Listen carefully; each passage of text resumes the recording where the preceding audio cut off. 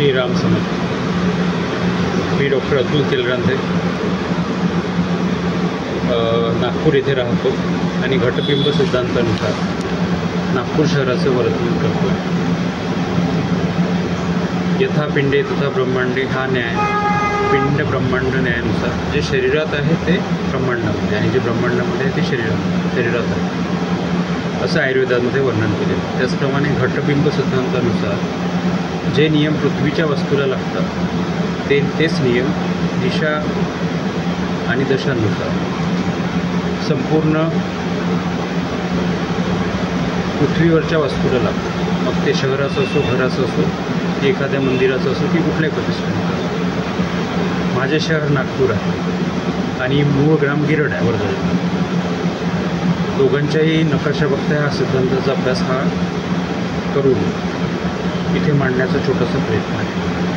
नागपूरच्या उत्तरेला श्री महालक्ष्मी जगदंबा कोराडी मंदिर स्थित आहे. ईशान्येला ड्रॅगन पॅलेस कामठी स्थित आहे. तिथे कॅन्टचा पण एरिया आहे, मिलिटरी कॅन्ट. पूर्वेकडे श्री स्वामीनारायण मंदिर, सिम्बायसिस इन्स्टिट्यूट वाटोडा, मा उमिया मंदिर व पुढे उमरेड आणि मध्य प्रदेशचा भाग. आग्नेय दिशेला दिघोरी हे माझे घर आहे. शीतलामाता मंदिर पण इथे आहे आणि काही महत्त्वाची प्रतिष्ठाने आहेत. दक्षिणेला वर्धा रोड, मिहान प्रोजेक्ट, खापरी, MIDC, बुटीबोरी अशा काही महत्त्वाच्या शैक्षणिक संस्था पण तिथे आहेत, जसं नारायणा स्कूल इत्यादी. नैऋत्येला हिंगणा, MIDC हिंगणा, दत्तामेघे रायसोनीसारख्या महत्त्वाच्या अभियांत्रिकी, वैद्यकीय आणि ITशी संबंधित संस्था. नागपूरच्या पश्चिमेला हा सगळा प्रगत संपन्न असा वर्ग तिथे राहतो. अंबाझरी तलाव आणि उद्यान पण तिथे असते. वायव्येला हिंदू हृदय सम्राट बाळासाहेब ठाकरे गोडेवारा आंतरराष्ट्रीय झूलॉजिकल पार्क, प्राणी उद्यान आणि संग्रहालय पण तिथे स्थित आहे. नागपूर शहराची एकंदर स्थिती पाहता वास्तुशास्त्रानुसार गुरुजींनी शिकवलेला घटबिंब सिद्धांत इथे पण तसाच लागू होतो असं निदर्शनास येत आहे. जसं मी सांगितलं त्याप्रमाणे उत्तरेला प्रगती दिसून येते. तिथे कोराडी विद्युत केंद्र, खापरखेडा विद्युत केंद्र, श्री महालक्ष्मी जगदंबा मंदिर असं प्रगत दैवत आढळून येतं. त्याच्यासोबत तिथे त्यांचा मोठा पार्क पण आहे आणि खूप व्हिजिटर्स तिथे येतात. त्यानंतर ईशान्येला ड्रॅगन पॅलेस, मिलिटरी कॅन्ट सारखी सात्विक प्रतिष्ठाने पण दिसून येतात. पूर्वेला ज्ञानाचे प्रतीक अशी श्री स्वामीनारायण मंदिर आणि त्यांची शाळा, तसेच सिम्बायोसिस इन्स्टिट्यूट आहे. इथे पण ह्या साईडला वर्धमान नगरमध्ये हल्दीरामचा बंगला आहे आणि तिथे बरेचसे प्रगत गुजराती, सिंधी लोक राहतात आणि त्यांची स्वामीनारायण इन्स्टिट्यूट म्हणून मोठी इन्स्टिट्यूट पण आहे आणि त्यांच्या इतर संस्था पण आहेत ज्या ज्ञानाशी संबंधित आपल्याला दिसतात. आग्नेयेला जर बघितलं तर थोडेसे उग्र स्वरूपाचे लोक, क्रिमिनल आणि उलट्या चोऱ्या करणारे काही क्रिमिनल्स ह्या एरियामध्ये बसतात, कारण तिथे मॅक्सिमम पॉप्युलेशन ही गावातून स्थित झालेली आहे.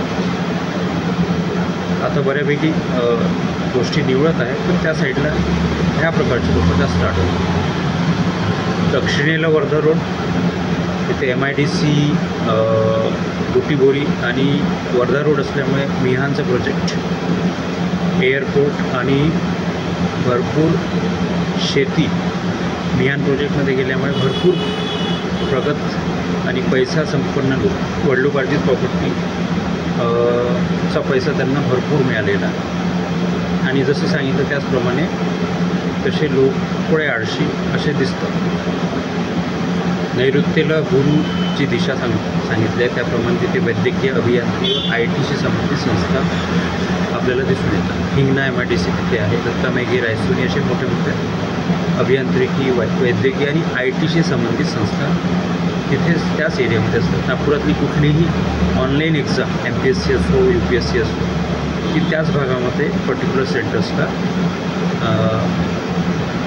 संपन्न होत असते. पश्चिमेला नागपुराचं अंबाझरी उद्यान, अंबाझरी गार्डन आणि तलाव आहे. आणि तिथे सगळ्यात संपन्न लोक नागपूरचे राहतात. पश्चिमेकडे VIP राहतात, त्यांचे मोठे मोठे बंगलो असतात त्या साईडला. दास ज्वेलर्स, त्याच्यानंतर कार्डियाक इन्स्टिट्यूट, ओकार्टसारखे इन्स्टिट्यूट्स, अशा इन्स्टिट्यूट्स दिसतात.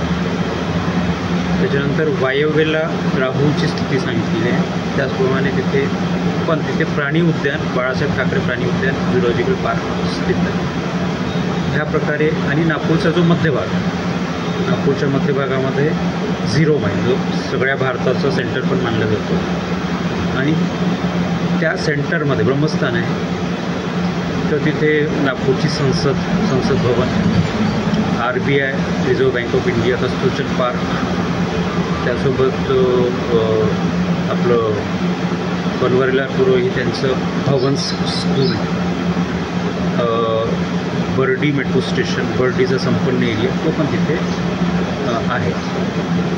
तर ह्या प्रकारे 8ही दिशांचा विचार करता आणि ब्रह्मस्थानाचा विचार करता नागपूर घटक सिद्धांत अनुरूपच दिसून. श्रीराम.